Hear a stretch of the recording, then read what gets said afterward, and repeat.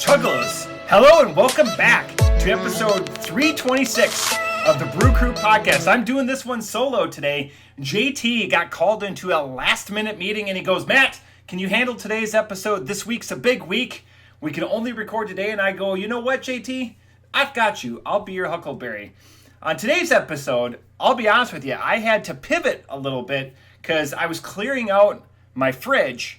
Because even though WrestleMania, we'll go over the results. That's what I'm using this show as a WrestleMania recap.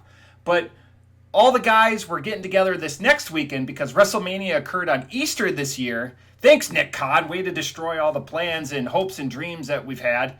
But we're going to be doing Wrestling Weekend, all the guys getting together. So I cleared out my fridge. I've been poking at things, just trying to get everything so we can fill the fridge back up with the tasty wares that everyone else wants to enjoy. One of those wares I want to give an out shout to. We're not going to be doing it on the podcast, at least I don't think, because I've had it. I had to go back to Pat's today. And I'm not saying that in a bad way because I had my fridge and my podcast beers planned out for the future, but I didn't have a lot of them chilled. So I went to Pat's after work today, and I was like, I need to get some special beers for today, and that's what we're gonna have a couple of special ones.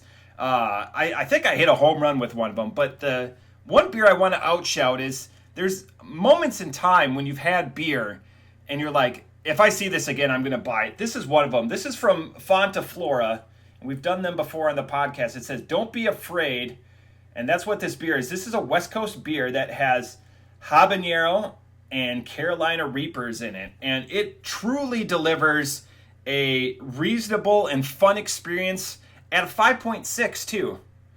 This is a wonderful beer. So if you happen to see this beer, and again, you like spicy things, but not like blow your socks off, but like enough of a characteristic that it's different and tasty and refreshing, Fonta Flora. They're a brewer to definitely be watched.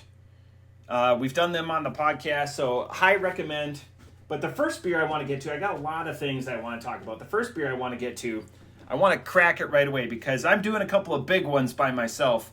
This one happens to be a new beer to this podcast, brewer to this podcast, as well as to this country, because you can tell by the uniqueness of the bottle. This is a UK-based brewery called Siren, and this is their all night long.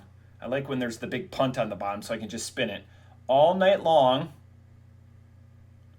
10.2% barrel-aged Imperial Stout.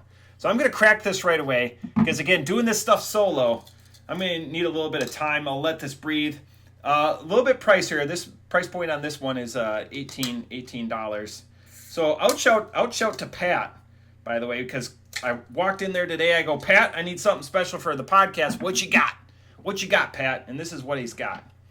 So, and again, with it being, I'm doing a very appropriate for this week barware. Probably, you know me, I don't like dirtying glasses, but there is my favorite, absolute favorite glass to drink beer out of. I'm going to lower the camera a little bit because it gets heavy. Is my Andre the Giant mug. Old school Andre the Giant's my favorite wrestler. It being WrestleMania week observed. Look at that. That's awesome. I'm going to pour this. Look at that. Pours a little bit thinner. 10.2 for a barrel-aged Imperial Stout. Not as big as what you would expect. Look at that. I'm just going to pour it all out. Look at that. Hell yeah. And that's a unique one. You're not going to see that a lot coming from Matt on that. So I just wanted to pour that, put that off to the side. Give my... Oh, that is... roasty toasty, definitely roasted. Some sort of spice.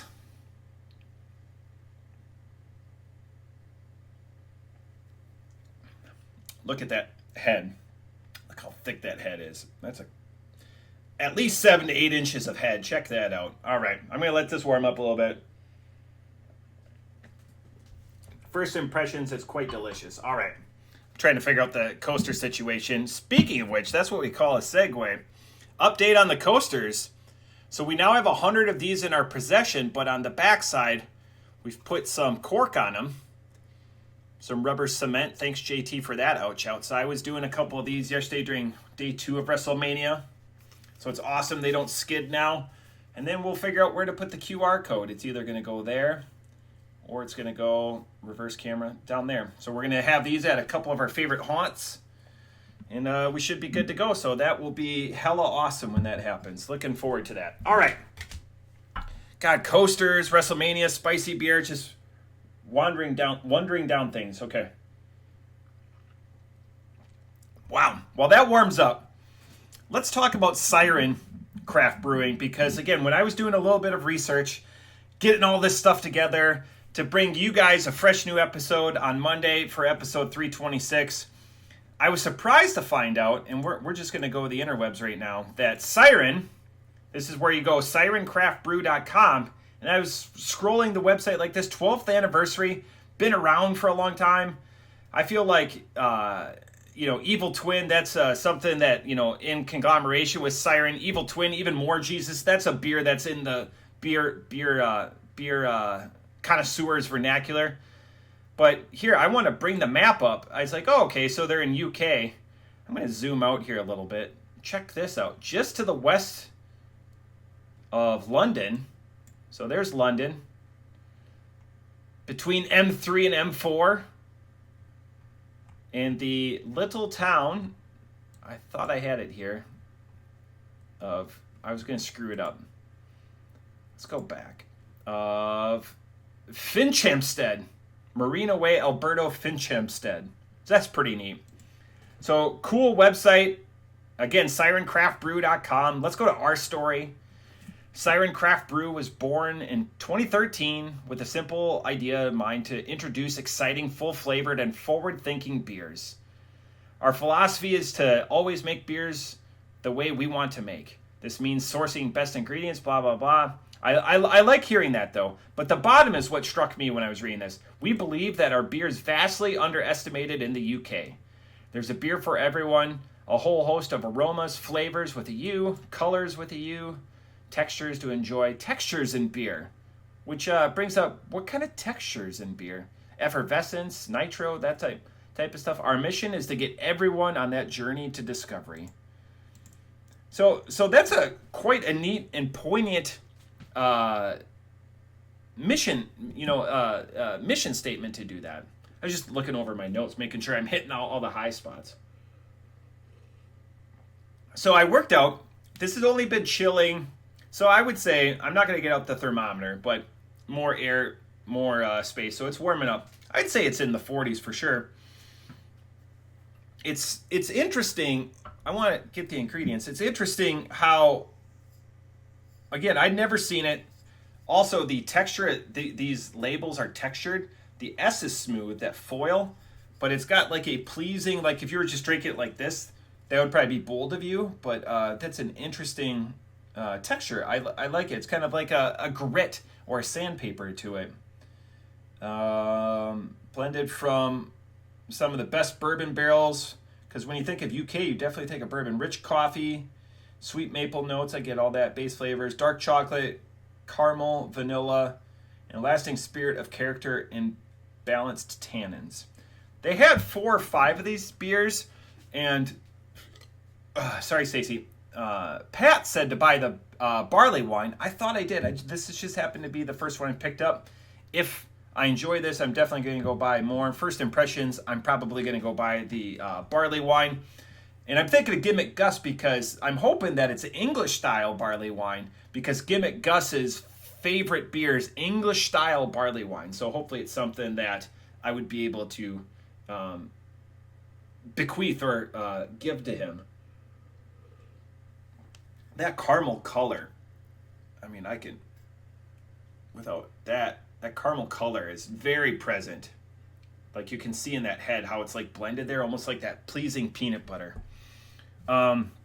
It doesn't taste 10-2. I was really worried about slugging this one down myself. You'll be able to see my degradation. The second beer I'm going to do is a DIPA from a great brewery. We've done them before on the podcast, but this was the new one. Not a new style, but definitely a new brewer, being from UK. So I definitely wanted to do the barrel-aged Imperial Stout first. The nice thing about this beer is, again, it hides that alcohol well, that 10-2. It's a really smooth and well-balanced and easy drinking. It's not overly sweet. That coffee, I know there's, like Chuggalo Mikey, there's a few people out there that I know that don't like coffee. This one doesn't rely on coffee as the backbone. Those other adjuncts like that caramel and vanilla are much more prevalent and persistent on that palate than the coffee is. This is a really pleasing drink, and it's growing on me.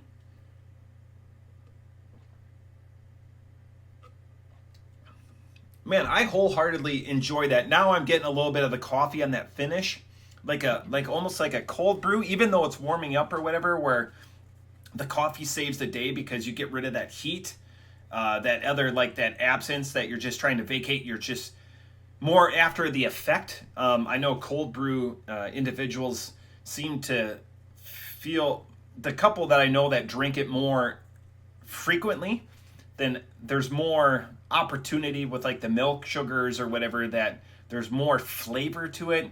I'm probably pissing off a bunch of coffee people, but that's okay. I really like this beer. I like Siren. I like their story. I was checking out the website a little bit more. We could go back out to the website, and this is the other first thing that you notice about them is gift boxes. Like that's a cool art, like this persistence of time. I know you guys can't see my mouse, and I apologize for that. I'm like, oh, look at this futuristic IPA. I want to see that. Intergalactic Lumina. This is a clever website, and again, free shipping when you spend £60 or 60 quid. 5-star reviews, blogs, venue.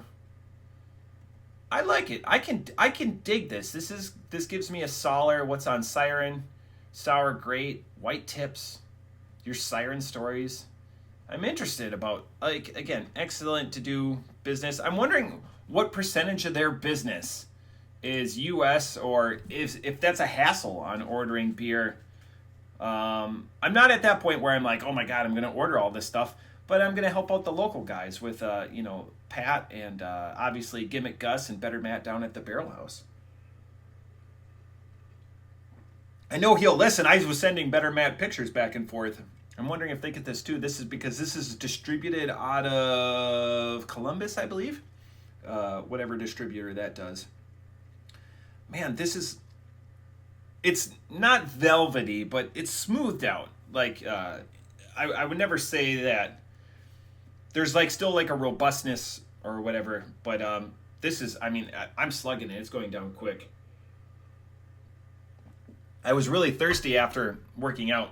I opened up a Poppy before as a palate cleanser. I'm gonna go off the top rope on this one. Ooh, it's growing on me. Off the top rope, I'm gonna give this a 4.25.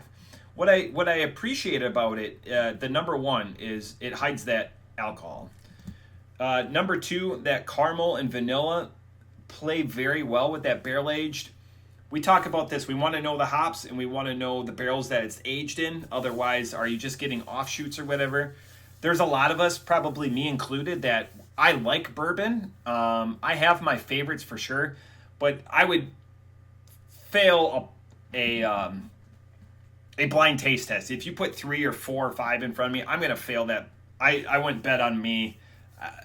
If I got lucky, I'd get a couple of them right, and that would be based on pure luck. I feel like I've warmed it up or whatever. I'm not drinking this one ice cold. I'm hoping that DIPA is ice cold. But again, check out that mug. This was a gift from one of the guys that's coming down. I only take it out a few times a year. This definitely helps out during one of my favorite drinking games, which we're going to be doing. I have a question for you guys all after that. And the giant. How long is domestic beer good for? Here's the situation. You can put your guesses down below because I will be cracking into it this weekend. I have a rack of Busch Light apples. They were set to expire, best drink by, 23rd of February, 23. So just 2 years and 2 months ago. So math in public, 26 months ago. It's been stored out of the light in my cellar next to other beers. Is that still going to be good? Put your guesses down below.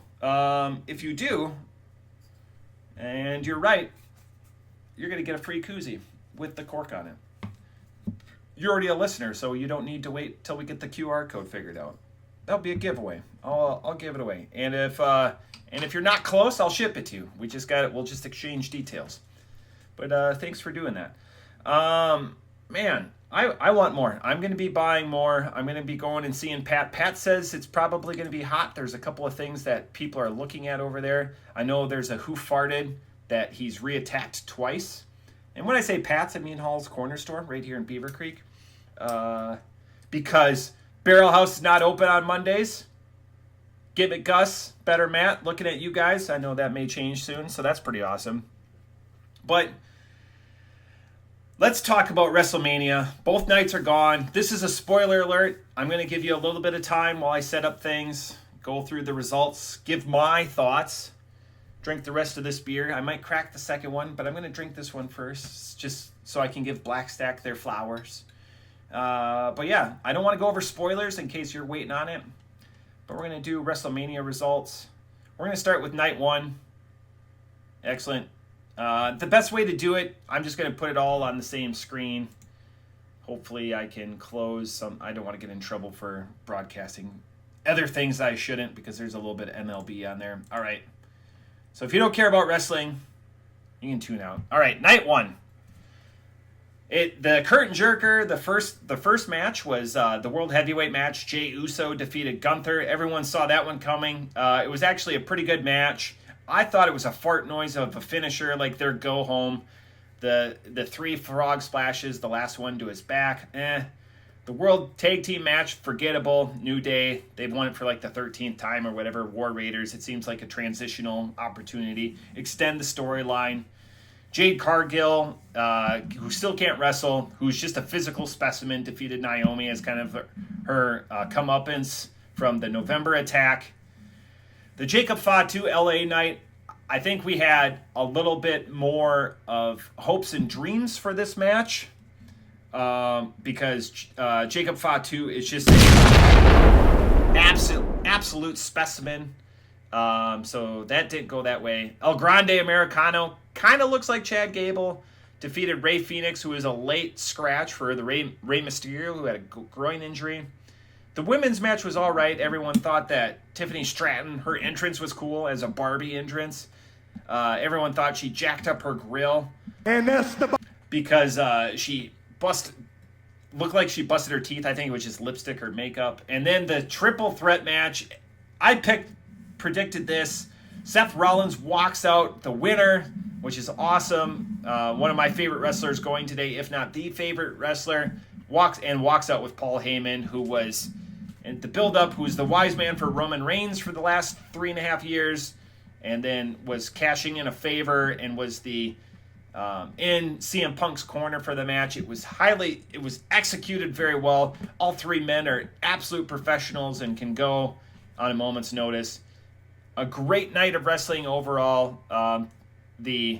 So you have face, heel, face, heel, face.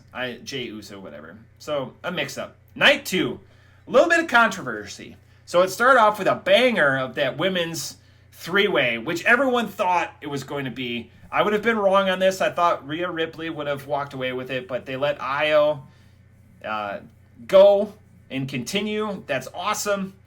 Drew McIntyre against Damian Priest went the way it should have. An absolute hellacious fight. Old school wrestling fans rejoice. It was a hard-hitting action. It ended with a Claymore to a chair to Damian Priest's face.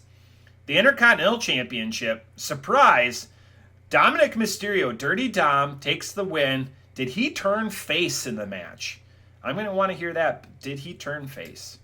Penta is just an absolute worker. All the rest of the guys. Braun Breaker with just highlight reel of spear after spear.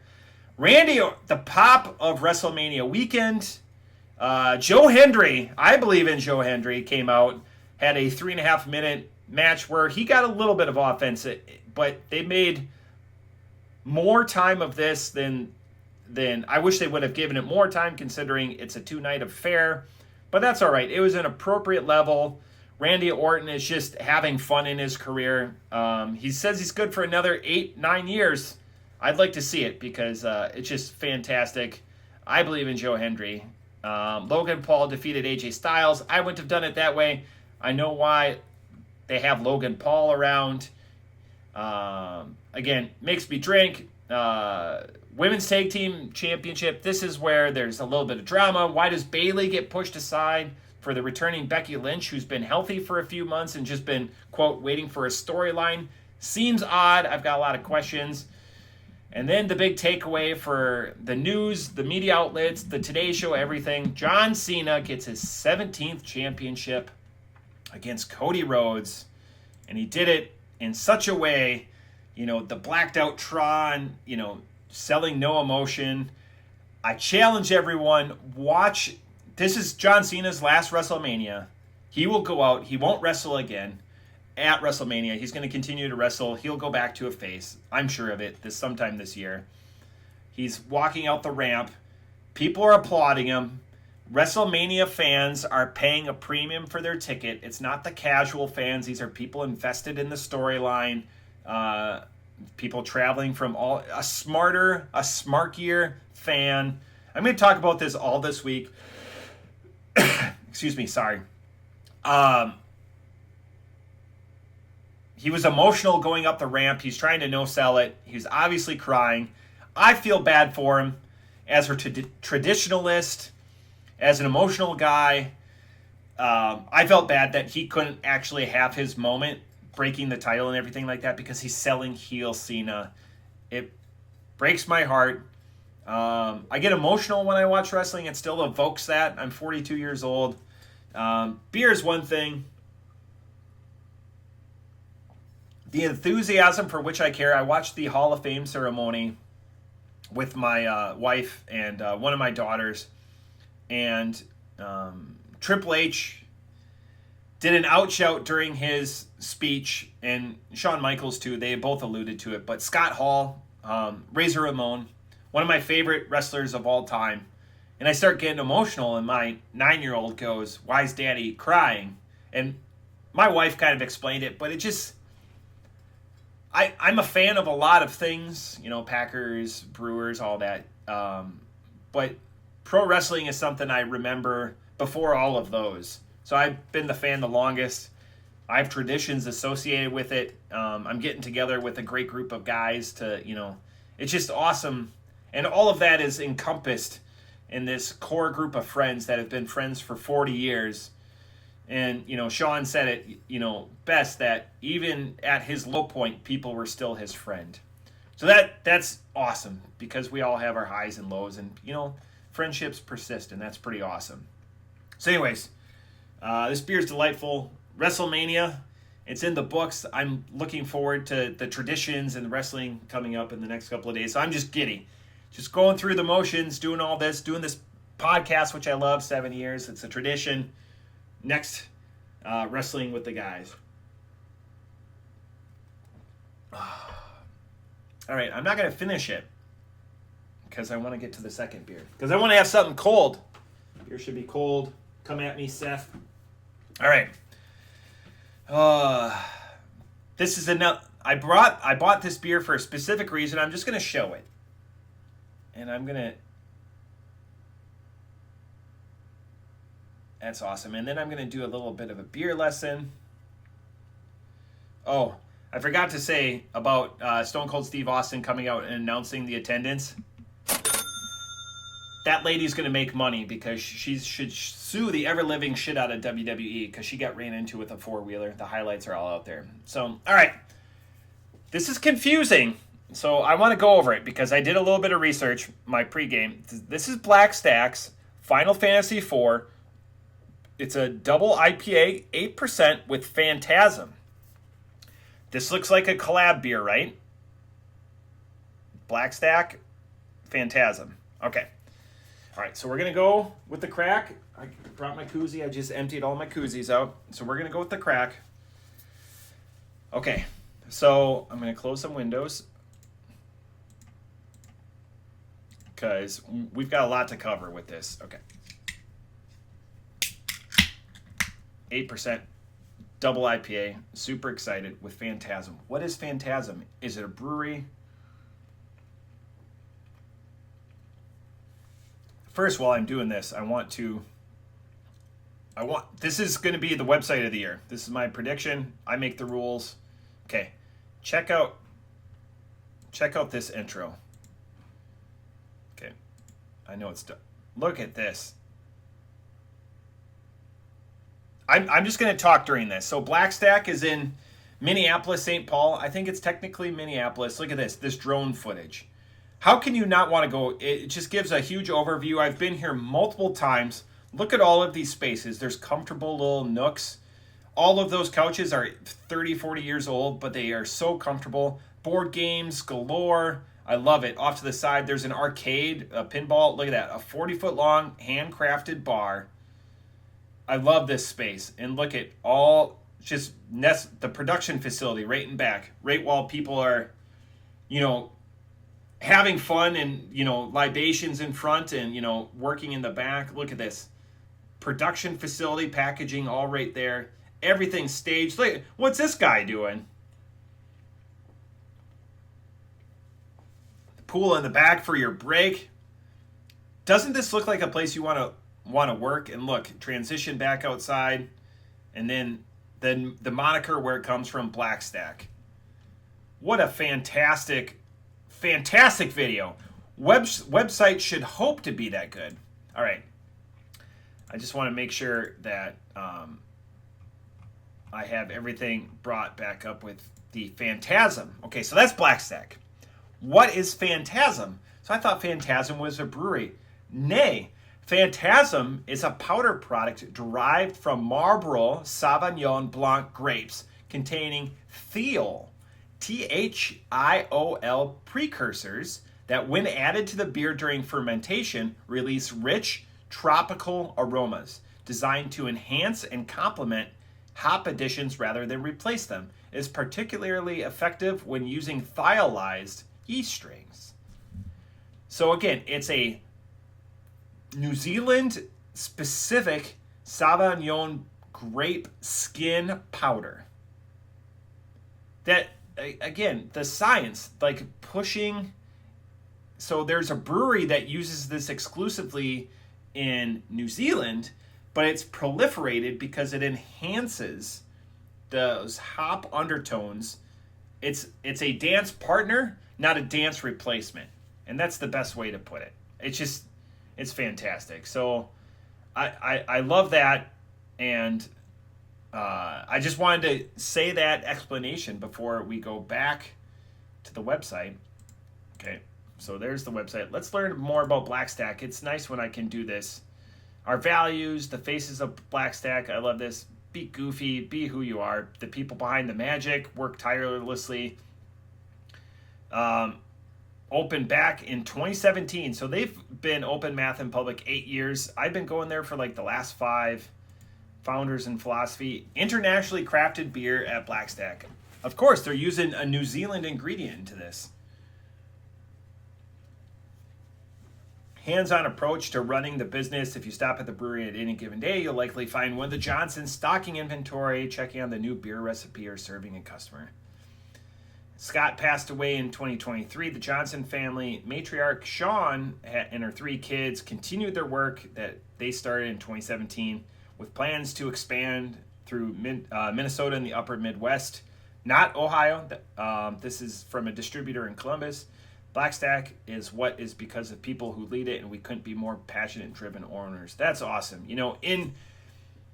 When Scott passed away, the kids took over, and if he doesn't look like his dad, that's incredible. That's fantastic. Sorry, Stacy. No shortcuts. It's awesome. And you go there, and it's such a great space. Amazing product, amazing website. And again, this is one of, they're going in series, Final Fantasy. Men of a certain age, women of a certain age, gamers of a certain age love the Final Fantasy series. Being 42, started out on Nintendo. I'm going to forget the Famicom series or whatever. Final Fantasy 3 is tied with being my favorite game of all time with Super Metroid. Final Fantasy 3 is also known as Final Fantasy 6. Depends on which system you're playing it on. But SNES, SNES, Final Fantasy 3, great game. I have a couple copies of it. Oh, wow. The beer. Okay. Beer podcast. I'm trying to say that. Beer podcast. It's a big beer week for me. I'm very excited. Lots of things to talk about. This beer is fantastic. I won't say that about a lot of DIPAs. That Phantasm, again, the brewery that owns it, there's a little bit of a brewery that owns it in New Zealand. I could go into that. And I apologize that I'm not as prepared going into that. The brewery that discovered it in New Zealand. But you can see the Citra and Mosaic backbone to this. But with that, they adjusted that into much more of a New England hazy type beer. That's where the Phantasm really shows off because it accentuates all of the hop characteristics that are there while still being like a tropical, refreshing alpha acid amalgamation. I'm going to have to talk to Chuggalos Seth and see if he can get Final Fantasy 1, 2, and 3 for me. Because that's something else that Blackstack does really well. They do their beer archive, and sorry about the back and forth. Every beer that they've ever made. Look at this. Alphabetical. Am I right? Am I wrong? Like, slice it. And again, we're only through the A's. Boys, girls, and Chuggalos. Like, that's awesome. With the Blackstack being the centerpiece of most of their beers. City Pages, Dad Jokes, Dad Smoke, like Dad Jokes, Dad Smokes, Dad Stoked, like again, like you can't fault the creative wherever they come up with those in. Again, we're only through the D's, but have a backlog on your website of products produced so people can go back and click on it. Like DDH Loon Squad. The loons are they have, when you click on the beer, what does it say? The ABV, the day that it was made. So then you could go back and see, oh, was this a fresh product or whatever. I love that organization. I love having that available. It takes nothing to do it. Blackstack, again, blackstackbrewing.com. What an amazing website. What an amazing website. Okay, off the top rope. Might be the best New England that I've had in a while because so many of the characteristics are buried in being an amalgamation between a West Coast and a DIPA. And that's what makes it awesome.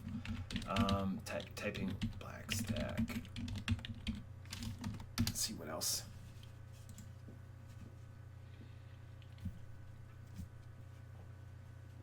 The 8% being a DIPA, it's there.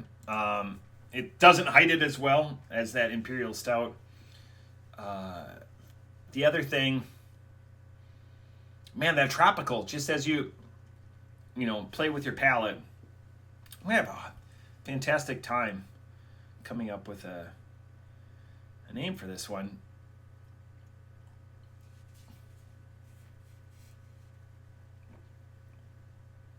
Man, glad I have 4 of these. I'm pleased with both of these purchases today. On a whim. I wouldn't have done this. Had JT had been here, it would have been JT's week. So this was a fortunate circumstance, if you will. We came around the bend and we made it happen, boys and girls.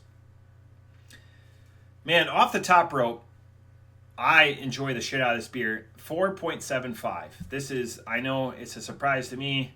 What could make it better? I don't, seeing the website, if it was a couple days from now when I was sitting exchanging stories with, sorry, Stacey, friends I've been friends with for 30 plus years, and I'm the most recent one to that group. They've been friends since they were single digits. Man, this is good.